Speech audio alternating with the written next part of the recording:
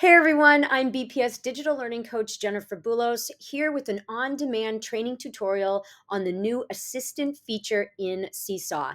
This is powered by AI, artificial intelligence. So in addition to using Magic School, you'll be able to use AI right within Seesaw activities and assessments. This is going to save you tons of time as an educator so that you can focus more on developing meaningful relationships with your students. So let's get started. I'm here in a Seesaw class and I'm going to select the plus button and I'm going to select create activity or assessment.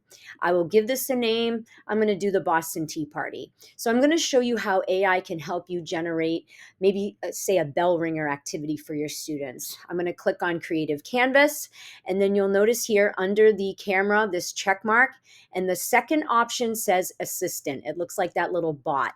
So I'm going to go ahead and click on that. You'll notice that we can search for any topic. So I'm going to do the Boston Tea Party. And I'm going to look for multiple choice questions. I'm going to hit enter. And it's telling me that I'm an AI. I'm going to be your virtual assistant. It can take you 15 to 20 seconds. Boom, there it is. So it's going to save you so much time. You are the content area expert. You're going to know if these questions are accurate or not. If they're not, you delete them or you can modify them. I love how Seesaw puts these little puns into the results as well. So that's kind of cute. Thanks, Seesaw.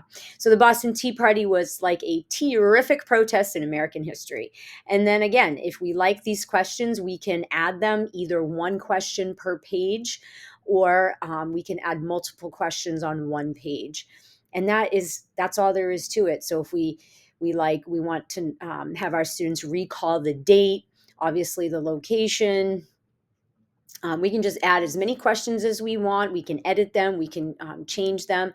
And then you'll notice at the bottom, which I really love, it gives us additional results that we might be interested in, such as causes of the American Revolution, events leading to the American Revolution. You already know this information. I know you do. You may have worksheets that you've created or you've gotten them from other sources, but now you can use this instead. It takes seconds to do, and it's going to not only help your students achieve the learning goals of the content area that you're teaching, but it is integrated with technology skills and those digital literacy skills that we want all of our students to develop. So I hope you'll take advantage of this and use it.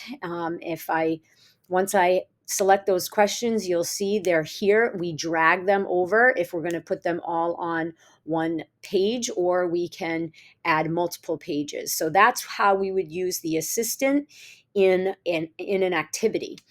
We can preview them as students if we'd like. They look great. Again, I'm hoping that you are thinking of all kinds of creative ways you could use this in the classroom. If we like it, we click on the check mark and we assign it to our students. But I'm going to go ahead and delete this activity really quick, and I'm going to show you how you can use the AI feature in assessment. So we're going to stick with this Boston Tea Party example, and now I'm going to choose assessment. And you'll notice we can select multiple choice. I'm going to just use this question type as an example, but just to give you a sneak peek, there's lots of different types of questions that you can choose from. Response type is either classic or drag and drop. We're going to do classic.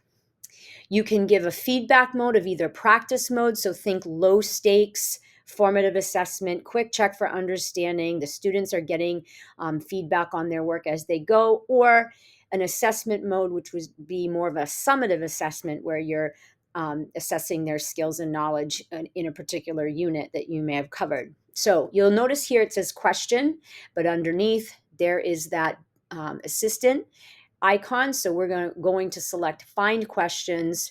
We're going to put in Boston Tea Party. Oh, goodness. There we go. Boston Tea Party, multiple choice.